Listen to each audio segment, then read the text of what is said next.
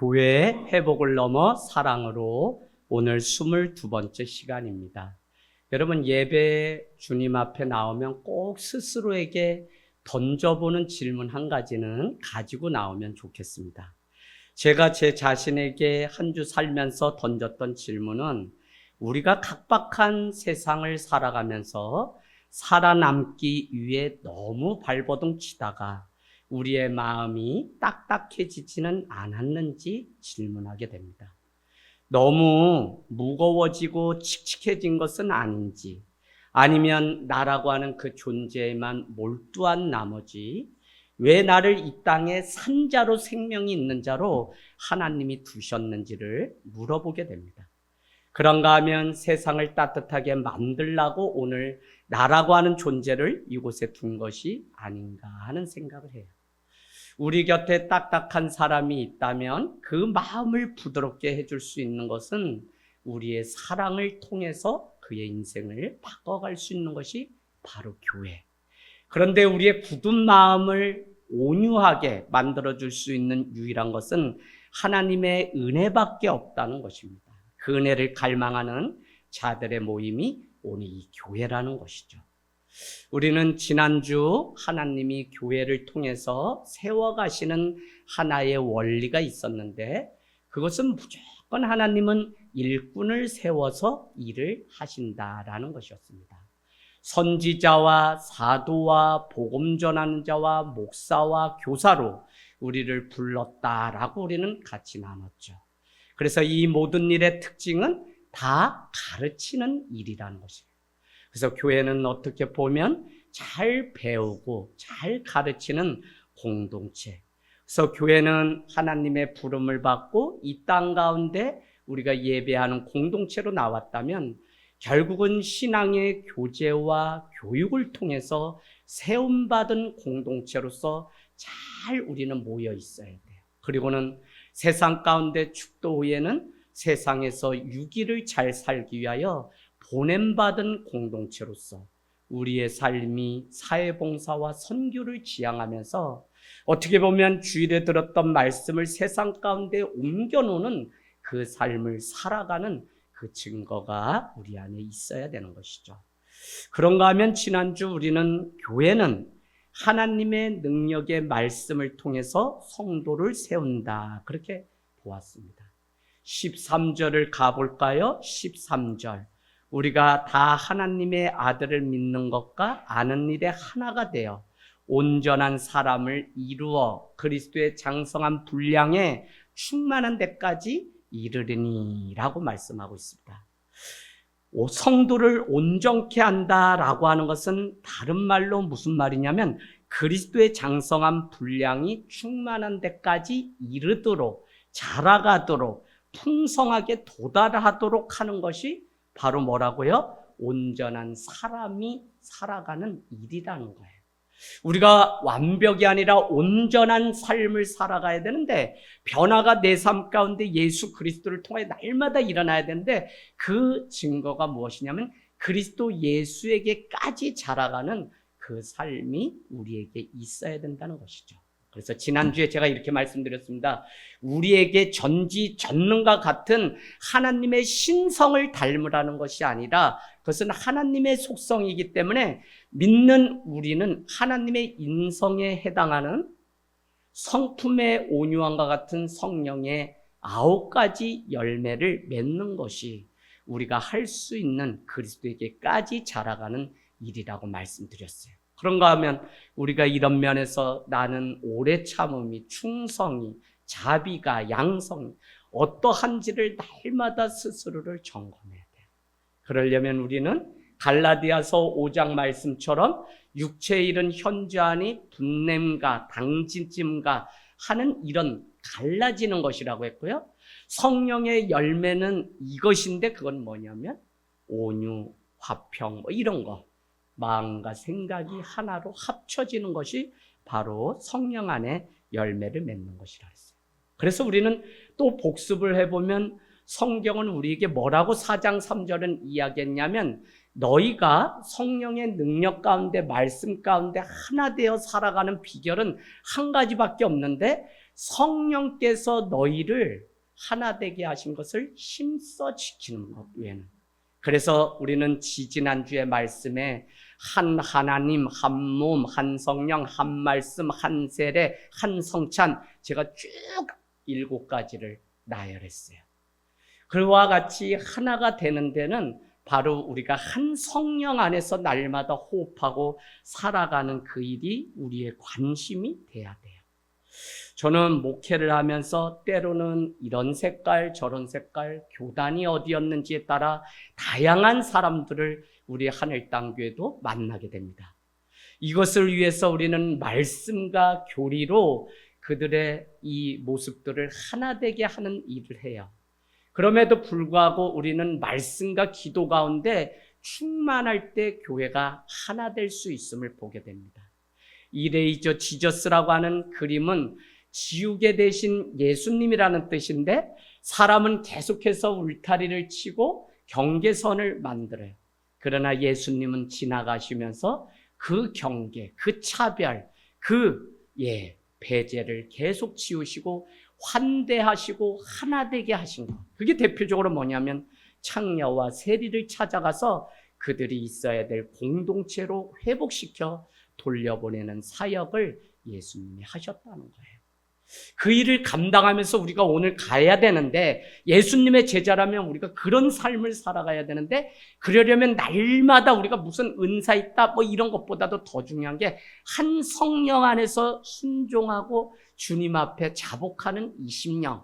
그러나 그 밑에는 뭐가 있어야 되냐면 말씀이 기초가 되고 교리가 기초가 되고 기도가 우리 삶의 기초가 되어서 삼위일체이신 하나님 안에서 성도도 각각 다르지만 한 부르심의 목적을 향해, 그게 뭐죠? 하나님의 영광을 위해서라고 하는 그 부르심의 목적 안에서 서로 다른 은사와 삶을 살던 우리지만 다시 또 하나 되는 원리가 여기 있어요.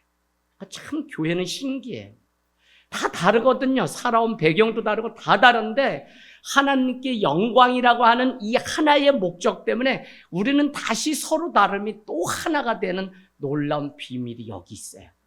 저는 신앙 안에서 정말 우리가 예수 그리스도를 인격적으로 만나면 이 사람은 되지 말라고 해도 세상 속에 나가서 지도자로 살 수밖에 없어요. 왜? 사람을 하나로 만들고 사람을 움직일 수 있는 그 은혜가 내가 앞서가지 않고 맞춰가고 함께 할 수 있는 이 은혜가 그들에게 다 교회를 통해서 공동체를 통해 훈련되었기 때문에 그래서 여러분 말이 달라지고 품는 그 모습들이 달라지는 것을 보면 우리는 때를 얻든지 못 얻든지 두 가지를 늘 골몰해야 돼. 그 첫 번째는 말씀을 공적으로 선포하는 일.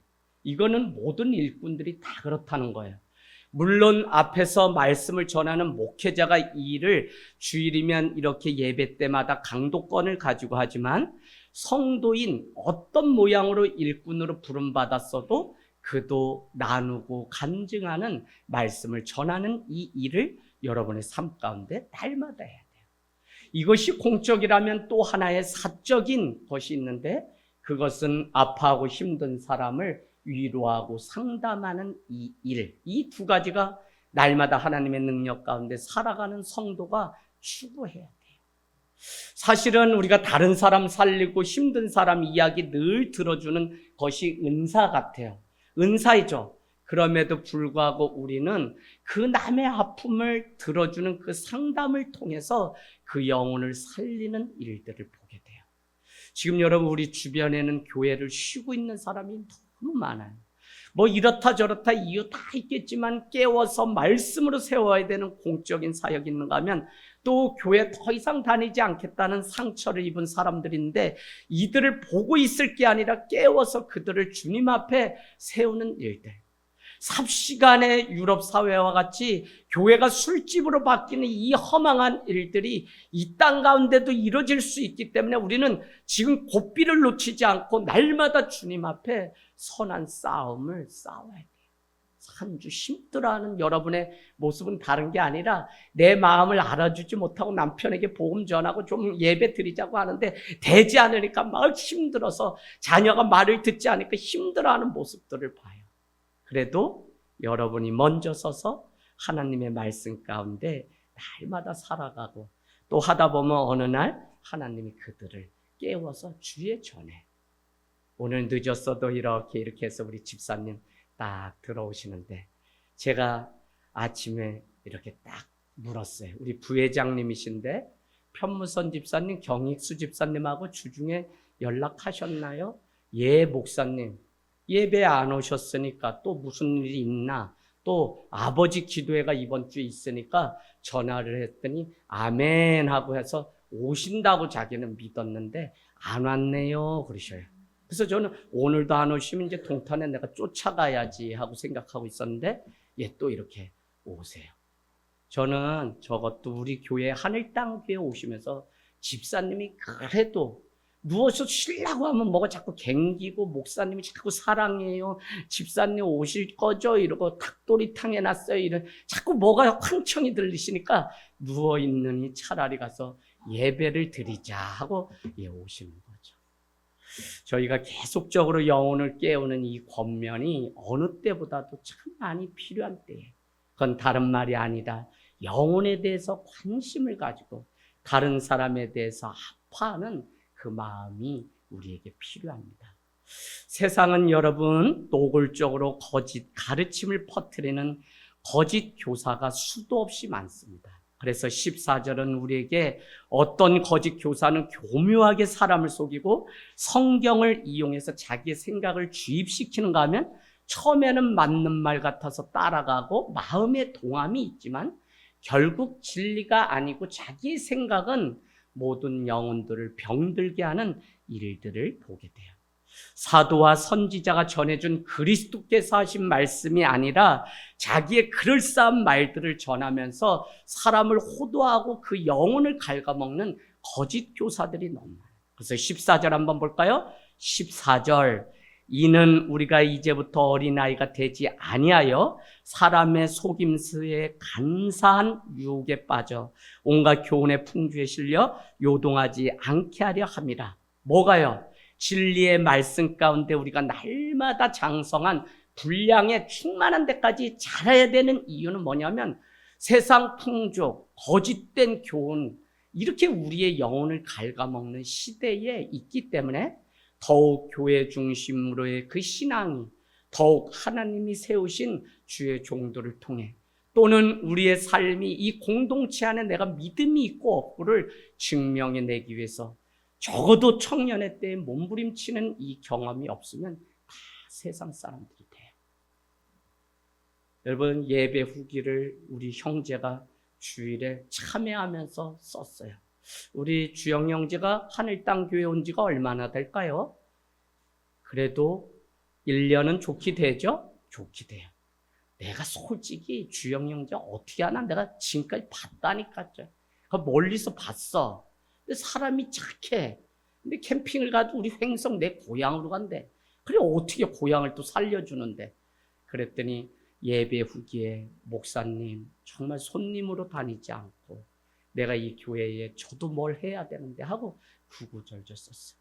그러고는 다 화장실 가려는데 또 우리 김우중과처럼 얼마나 변기를 닦고 우리를 줄을 세우는지 같이 들어가가지고 딱 얘기를 할게요. 목사님 저 내년도에는 1인 1사역 화장실 청소하겠습니다. 청년이 화장실 청소한다고 말하기 쉽지 않아요 요즘 시대에. 그래서 제가 이렇게 공표하는 거는 빼도 박도 못하게 하려고 이제 얘기를 자꾸 해주는 거야. 네. 그리고 할 걸로 믿고 참 이와 같이 교회 안에서 내 믿음을 점검하고 증거하고 증명돼서 공동체의 또 다른 지체들이 이 사람 참 본받을 만한 믿음이다. 이분을 권사님으로 세우면 좋겠다. 장로님으로 세우면 좋겠다 하는 거 다 누가 하는 거냐면 공동체 원들이 보고서 투표를 통해서 하는 거잖아요. 그런 거 보면 우리의 삶이 아무리 세상에 나가 있어도 이 내가 머물고 있는 이 터전 안에서 내 믿음을 증명하고 또 인정받는 이 일이 얼마나 중요한지 몰라요. 그래서 밖에 많은 유혹으로 우리를 꼬대겨도 우리는 예수 그리스도를 아는 것과 믿는 것에 뭐가요? 하나가 돼야 돼요. 어떤 사람들은 이것을 믿는 것과 아는 것이 하나가 이퀄이 돼야 된다. 이렇게. 그래서 그것도 맞는 말이지만 더 정확한 문장의 구조를 분석해 보면 이 교회의 성도들이 지체들이 믿는 것과 아는 것에 우리 지체가 하나가 되어서 그것에 힘쓰라고 하는 본문이 오늘 이 말씀이에요. 그래서 여러분은 어떻게든지 우리 집사님이 믿음 가운데 자라갈 수 있도록 우리가 하나가 되어서 그를 격려하고 세우고 집사님 기도하고 있어요. 힘내세요. 라고 할 수 있는 공동체. 그런가 하면 아는 것, 행하는 자리까지 가서 살아낼 수 있도록 안 되면 같이 손을 잡고 기도하고 함께 그 헌신하고 봉사하고 전도하는 이 일을 해내는 이 공동체. 예전에는 이 공동체가 다 흔한 이야기였지만 한국교회도 이제 점점 이런 것들이 없고 나만 그냥 믿고 내 신앙만 생각해요. 그래서 제가 오늘 서두에 너무 세상 살아가는 일에 바쁜 나머지 내 자신의 마음이 딱딱해진 것이 아닌지 물어보면서 늘 점검하면서 살아가라고 말씀드리는 거예요. 여러분, 오늘 모든 일꾼들은 하나님의 부름을 받은 성도는 바른 교훈을 지속적으로 선포하는 설교가 우리 가운데 있어야 됩니다. 예수께서 분부한 모든 것을 말씀을 통해서 옳게 분별된 일꾼으로 인정받은 자로 우리가 준비되어서 말씀이 우리 가운데 다 있어야 돼요. 그래서 말씀을 나누고 그래서 여러분 내년도에는 다 여러분 그 아침 하루 시작하면서 큐티 세미나를 올해 안에 할 텐데 다 말씀으로 시작하세요. 뭘 결정하고 뭘 하고 내가 대학을 준비하고 이게 다 하나님의 말씀의 약속을 가지고 가는 사람과 그렇지 않은 사람은 너무 달라요. 그래서 여러분 말씀 가운데 날마다 우리가 나가는 삶이 되기를 원합니다. 사도들은 수천 명의 성도가 더해져서 과중한 사역 현장 가운데 있었지만 그들은 사도행전 6장 4절에 보면 오로지 기도와 말씀을 전하는 일에 전무하려고 7 집사들을 또 세우는데 그 7 집사 빌립과 같은 자도 결국 구제의 일을 위해서 7 집사를 세웠지만 그도 복음을 전하다 옥고를 치르는 일들을 보면 말씀을 전하는 일은 누구나 다 해야 되는 일이라고 하는 사실입니다. 그래서 성경은 때를 얻든지 못 얻든지 너희는 하나님의 말씀을 날마다 전하라는 거죠. 디모데후서 4장 1절 2절은 하나님의 말씀으로 우리가 거룩해지기 때문에 주의 말씀 가운데 날마다 깨어서 있을 것을 우리에게 권면하고 있습니다. 그런데 여러분, 말씀은 쌍방의 커뮤니케이션이에요. 잘 준비해서 전하는 목회자가 필요하고 잘 전할 수 있는 성도가 필요해요. 속으로 리더가 잘 준비해서 말씀 가운데 본인이 적어도 오늘 이 자리를 위해서 목사님이 에베소서 4장 어디를 이어서 또 하실 텐데 하면 4장을 몇 번 정도는 읽어야만 내가 이게 준비가 더 되죠. 그런가 하면 우리는 이 말씀을 잘 전하는 자와 함께 잘 듣는 것도 준비돼야 돼요. 그래서 이게 서로 쌍방으로 전해질 때 말씀에 이 역사가 있는 거지 아무리 목사님 핏대 세워서 전해도 듣는 사람들이 다 자버리면 아무 소용이 없어요.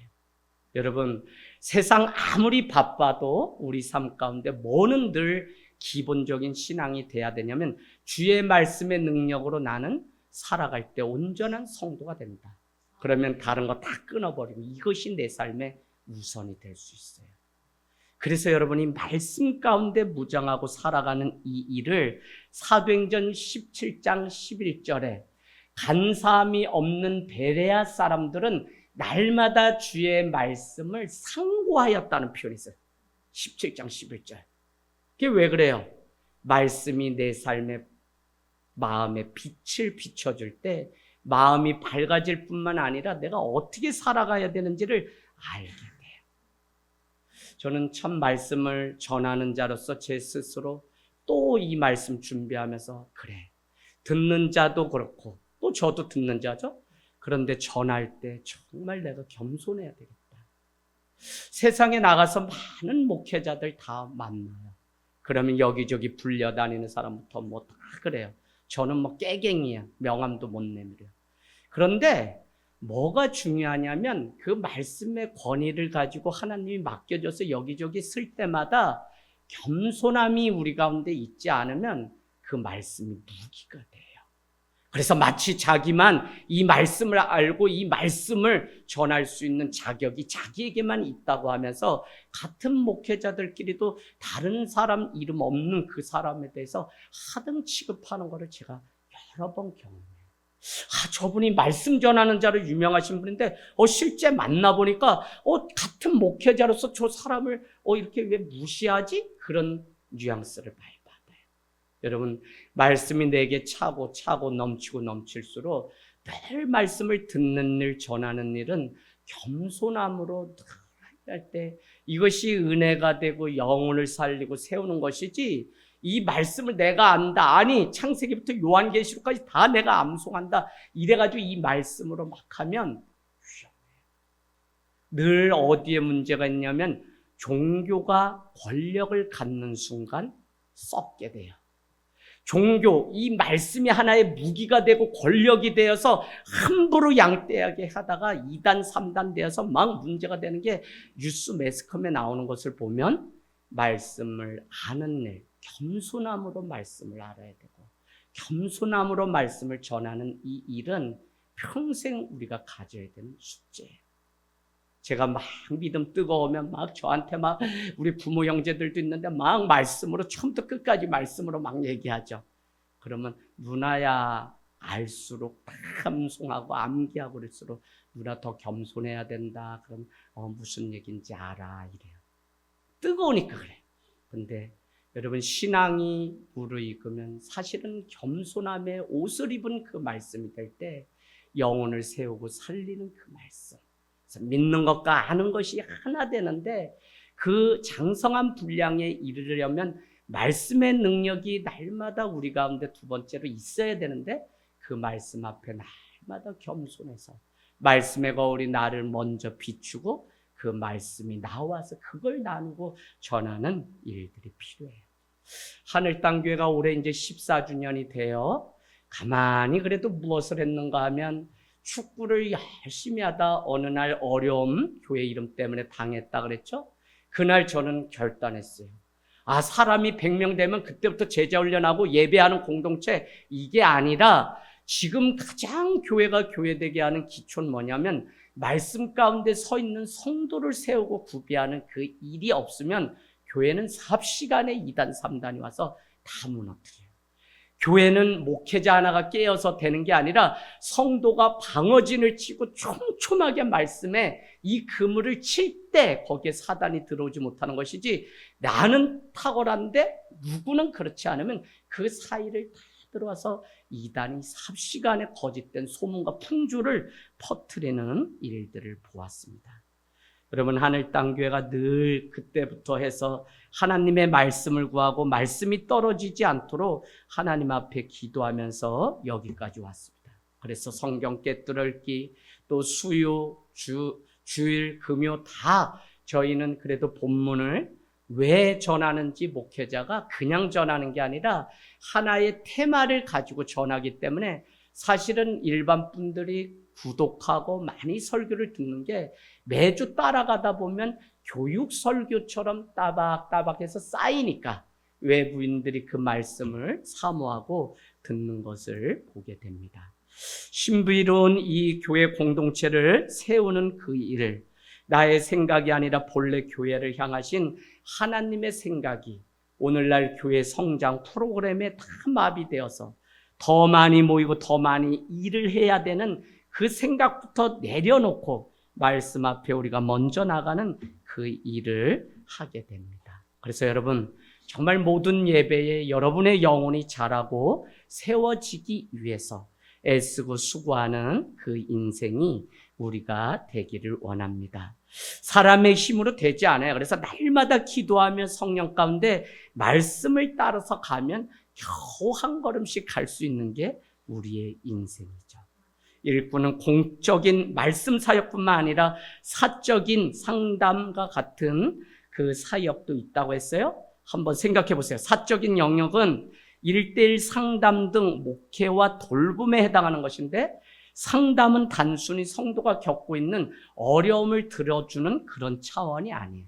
그냥 그와 함께 울어주고 공감하는 그것이 상담이 아니라 상황을 성경적인 시각으로 볼 수 있게 도와주는 것이 최고의 상담이에요. 그래서 내가 당하고 있는 그 어려움을 예수 그리스도를 아는 바른 지식의 근거로 해서 그분 앞에 믿음으로 서도록 돕는 것이 상담이에요. 그래서 여러분, 지금까지 상담 목회를 수도 없이 하고 한 가정 한 영혼이 세워지기까지 사실은 수백 시간도 들이면서 이사를 5번, 6번까지도 해준 성도도 있고 많이 있죠. 그럴 때마다 서지 못하면 참 많은 자괴감도 있을 때가 있습니다. 여러분, 어려운 환경을 만날 때 모든 성도가 같은 반응을 보이는 것이 아니에요. 욥은 모든 재산과 자녀와 건강을 잃었어요. 욥의 아내는 거의 같은 고통을 똑같이 받았는데 욥은 이런 생각이었습니다. 그 모든 일에 대해서 입술로 죄를 범하지 않게 해달라고 하면서 주신 이도 여호와시요 거두는 신도 여호와시니 하나님의 뜻이 그 안에 있다고 고백했어요. 그랬더니 욥의 아내는 이런 상황 가운데 당신이 그럴 수 있냐? 차라리 가서 하나님을 저주하고 욕을 하고 오라고 이야기를 하는 장면이 욥기 1장 2장에 나와요. 여러분, 똑같은 상황이지만 그 상황에 대해서 대하는 태도가 달랐다고요. 욥은 상황을 본 것이 아니라 하나님을 아는 지식, 말씀의 그 삶이 있었죠. 그런가 하면 욥의 아내는 상황이 더 크기 때문에 하나님을 차라리 저주해라. 하나님이 계신데 어떻게 이런 일이 내 삶 가운데 있을 수 있냐? 라고 말을 했다고요. 그래서 상담은 그냥 공감하고 너 어렵구나, 힘들구나. 그건 1차, 2차는 그가 하나님의 말씀에 근거해서 이 상황을 바라보고 믿음 가운데 이 일을 극복하고 승리할 수 있도록 돕는 게 그게 바른 상담이에요. 이게 되지 않고 날마다 먹는 모임으로 그냥 상담을 했다고 하면 그 영혼은 수십 년 교회를 다녀도 절대 자라지를 못해요. 그래서 때로는 말씀 먹어야 된다고 얘기하고 때로는 내 풀무불에 또 던져질 때 그와 같은 일들 가운데 함께할 때가 있습니다. 고난에 휩쓸려 믿지 못하는 경우 우리는 많이 보죠. 특별히 베드로가 주님을 바라볼 때는 능히 그 바다를 건넜는데 바람이 불고 또 파도가 치는 것을 보고 두려워서 그 바다에 점점 더 빠져갔던 이야기를 우리는 마태복음 14장 30절을 통해서 보았습니다.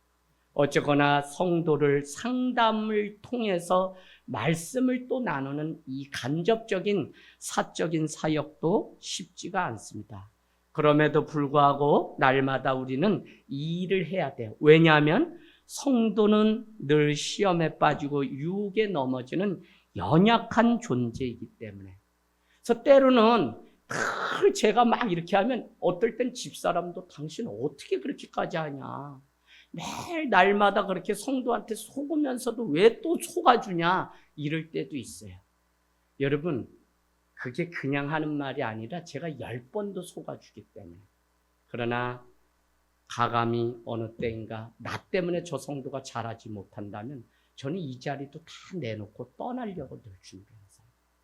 그래서 말씀 가운데 성도를 세우는 자로 여기 있는 거지 사실 여러분의 기분 좋고 하고 이건 아니잖아요. 그래서 교회는 잘하지 않으면 썩고 변질되기 때문에 내가 잘하기 위해서 주님 앞에 예배하고 세워줘야 되는데 그게 되지 않으면 아무 소용이 없어요. 교회에 오래 다녔다고 해서 교회를 다 알지 않아요. 특별히 여기 있는 젊은 3040 우리 세대들은 잘 아셔야 돼요. 교회 오시는 거 감사하죠. 그러나 이 교회가 좋다고 해서 여기에 왔지만 이 교회가 가는 그 방향과 왜 이렇게 하는 정도는 아셔야지. 그렇지 않으면 나중에 뭘 해보면 딴 말을 하시는 걸 많이 경험해요. 여러분, 그냥 다니는 자가 아니라 정말 주의 말씀 가운데 같이 씨름하고 나도 잘하고 자녀도 잘하고 나도 잘하고 부모도 잘해서 이 자녀들도 세워가는 이 경주를 날마다 해야 돼요. 다 탓할 거 없어요. 심지어는 자녀도 탓할 거 없어요. 지금도 하나님은 나를 먼저 세워서 우리 가정의 자녀들을 세워가시려고 한다면 내가 먼저 서 있는지를 늘 주님 앞에 점검해야 돼요. 남편도 원망할 거 없어요. 누구 원망할 거 없어요. 내가 정말 은혜 가운데 살고 인생의 신앙의 열매가 있다면 저는 반드시 그거를 자녀들이 따먹을 거라고 봐요. 할렐루야. 그래서 오늘 또 기도하고 또 알아주지 못하고 억울해도 하나님 앞에 그 진리, 영광을 위해서 걸어가는 거죠.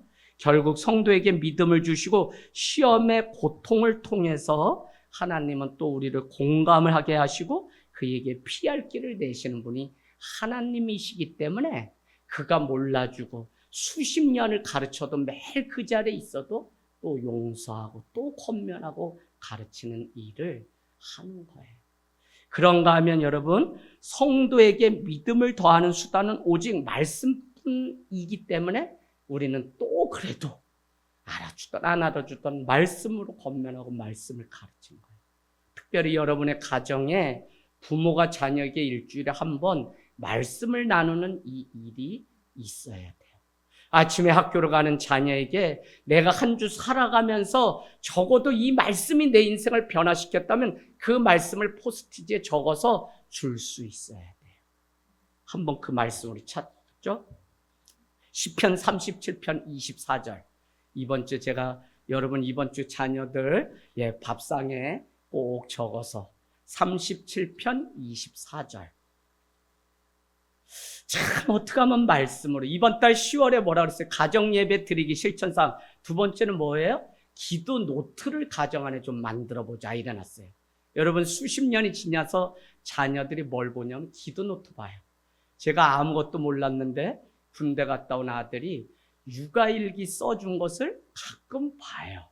그래서 저걸 왜 볼까? 100일 전에 막 이렇게 해가지고 쭉 초등학교 때 써준 거. 근데 좋은가 봐요. 그래서 다시 군대 다녀온 그걸 하나의 계기로 해서 집사람이 육아일기의 연장선으로 계속 저 큰애에 대해서 일기를 특별한 어떤 일이 있을 때는 써줄까 하고선 노트를 준비하는 걸 봤어요. 시편 37편 24절 우리 읽겠습니다. 시작. 그는 넘어지나 아주 엎드러지지 아니함은 여호와께서 그의 손으로 붙드심이라. 아멘. 참 우리가 이 땅 살아가면서 넘어져요. 그리고 완전히 인생 끝난 것 같아요. 그러나 우리가 완전히 자빠지지 아니하면 여호와께서 지금도 내 인생을 붙드시고 계시기 때문에. 시편 16편 8절은 뭐였죠? 앞에도 여호와께서 계시며 내 오른쪽에도 여호와가 계심으로 어떻게 해요? 내가 흔들리지 아니하리라. 참 시편의 이 주옥 같은 고백. 저도 제 자신이 넘어지고 쓰러질 수 있어요. 늘 그거 인정해요. 그거 인정하지 않고 나 완벽하다 그러다가 넘어져요. 근데 늘 연약하고 늘 넘어질 수 있지만 주께서 완전히 자빠질 때쯤에 또 끌어서 선한 목자 되시는 주님이 어떻게 해요? 저를 붙드시고 있기 때문에 일어나 걷는 것입니다. 우리 마지막으로 바울은요 이렇게 이야기합니다. 교회는 일꾼뿐만 아니라 우리 모두가 하나가 되는데 힘써야 되는데 세 번째, 교회는 하나님의 일꾼을 통해 모든 성도가 봉사의 일을 하게 하시려고 교회로 우리를 불렀다. 오늘 중요한 것은 교회는 사랑의 봉사를 통해서 교회를 세우는데 그 말씀이 어디에 나와 있냐면 12절의 말씀이 이렇게 돼 있죠. 15절에 한 번 더 설명해요. 12절이 자라가는데 어떻게 오직 사랑 안에서 참된 것을 하여 범사의 예수 그리스도에게까지 자랄지라. 그분이 우리의 머리시고 우리는 그분의 각 지체들이 모인 몸을 이루는 하나의 유기체적 생명이다라는 것을 15절, 16절이 우리에게 말씀하고 있습니다. 성도를 온전케 한다. 11절. 12절 보세요. 성도를 온전케 하여 또 봉사의 일을 하게 하는데 세 가지가 우리를 세우신 목적 같지만 사실은 이 두 가지를 포함한 마지막 12절에는 그리스도의 몸을 세우려고 우리를 했다고 지난주에 말씀을 드렸어요. 그래서 여러분 교회 안에서 작든지 크든지 우리 아이들도 1인 1사역을 써 오면 자기들이 감당해야 될 그 일들을 하는 것을 우리는 보게 됩니다. 오늘 믿는 것과 아는 것에 하나가 되어 온전한 사람을 이루어서 그리스도의 장성한 분량에게까지 자라가야 됩니다. 자라가고 있는지 아닌지는 목회자인 저 자신도 늘 봐요. 내가 가르친 만큼 살고 있는가? 내가 믿는 만큼 살아가는가? 그런가 하면 우리 교회가 성도들이 신앙생활을 하고 하늘 땅교회를 나온 만큼 자라가고 있는 거예요. 그렇지 못할 때 마음이 너무 아파요. 어떤 분은 잘하는가 하면 어떤 분은 더 형편없이 못해요. 그러면 마음이 막 무너져요. 그 잘함과 잘하지 않는 것은 딱 하나예요. 내가 이중성의 노예로 살아가고 있는지, 아니면 내가 말은 겉으로는 뻔드름하게 하면서 속의 삶의 열매는 없는지. 목회자로 살면서 가장 괴로운 게 이거예요. 사람들 앞에서 적당히 설교하고 외부에 가서 뭐 할 수 있는데 정작 내 삶은 그렇지 못하고 나는 주님과 교통하는 그 기쁨과 열매가 없다면 얼마나 그래요.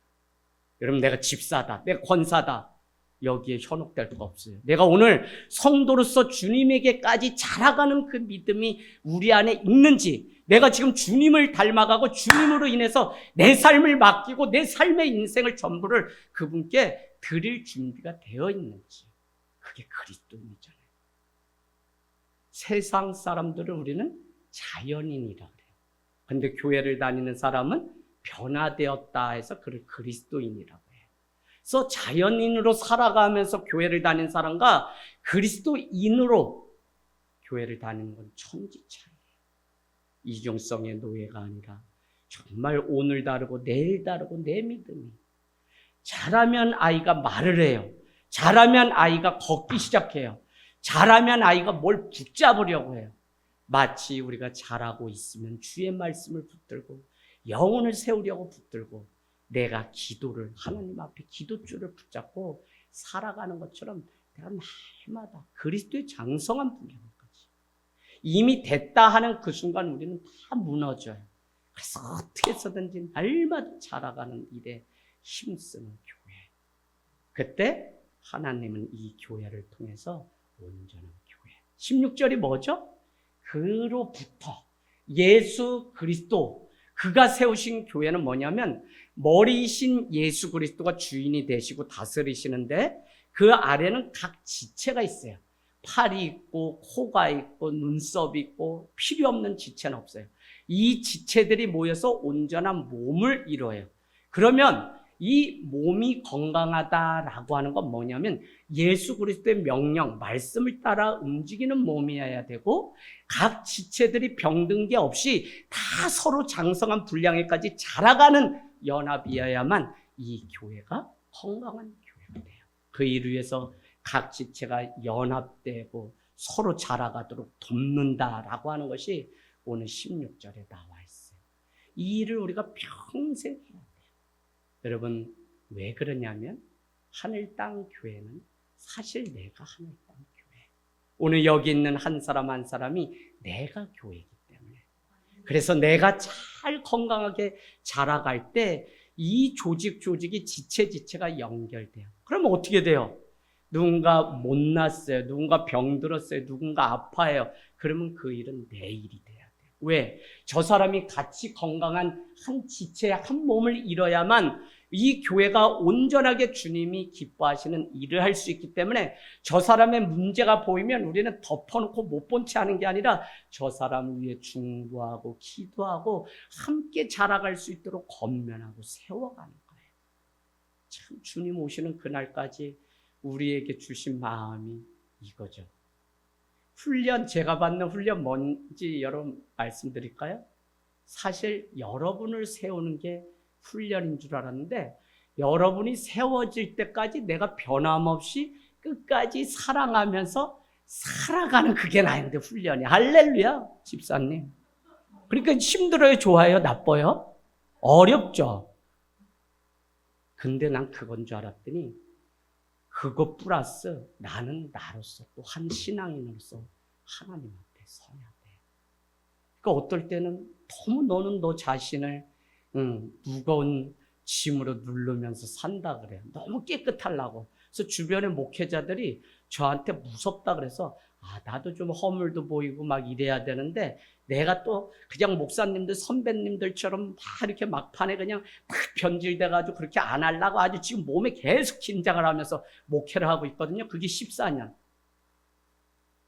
그러니까 하나님이 그냥 그 마음 가운데 허물도 보이고 뭐도 보이고 다 그럴 수 있는, 그러나 그것도 허물이 아니라 서로를 위해서 자라게 하시는 하나님의 원리.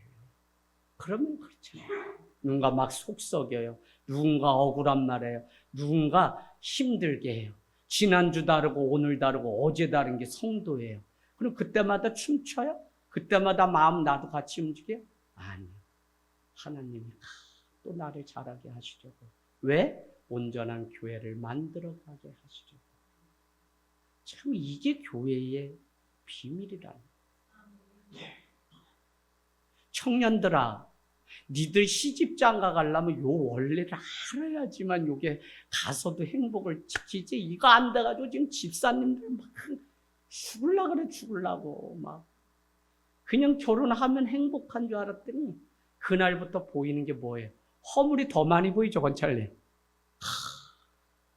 그때 그냥 경양식집 가서 나그네 레스토랑에서 칼질 한번 하면서 사탕 발린 말로 그냥 했는데 그 겨울이 얼마나 추운지 그냥 내가 저 사람에게 내 인생 드리기로 결단한 그게 문제가 돼서 40년, 50년째 쏘가서 사는 사람들 많아요. 그죠? 근데 그게 아니라 하나님은 우리 부부를 통해서도 서로 자라게. 그래서 잘 모르면 뭘 설명해 줘야 되냐면 나 당신하고 우리 한 교회 이루게 하나님이 하셨는데 그래서 우리가 서로 자라가야 돼. 여보, 그래서 우리 같이 자라가자. 그게 뭐였어요?